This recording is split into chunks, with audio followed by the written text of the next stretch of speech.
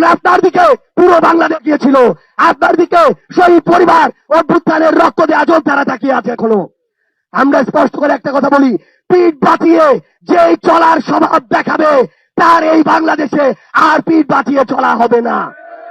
সবকিছুর উপযুক্ত জবাব দিয়ে সবকিছু জনগণের সামনে খোলাসা করে আগামীর বাংলাদেশে আপনাদেরকে চলতে হবে। আমরা স্পষ্ট করে বলি, আমরা আগামীর বাংলাদেশে যে কোনো ফর্মে রিফাইন্ড আওয়ামী লীগ এই বাংলাদেশে আমরা আশ্রয় পেতে দিব না। আমরা আগামীর বাংলাদেশকে রিফাইন্ড বাংলাদেশের দিকে নিয়ে যাব, যেই বাংলাদেশে কোনো ফ্যাসিস্ট কিংবা ফ্যাসিস্টের দোসরের জায়গা হবে না। আমরা আপনাদেরকে স্পষ্ট করে বলি, আগামীর দেশের নির্বাচন থেকে শুরু করে প্রত্যেকটি গুরুত্বপূর্ণ সিদ্ধান্ত, প্রত্যেকটি রাজনৈতিক দলের মত যদি জনগণের বিপক্ষে যায়, তাহলে জাতীয় নাগরিক পার্টি এনসিপি রাজনৈতিক ভাবে রাজপথে গিয়ে তার প্রত্যেকটি জবাব দিবে।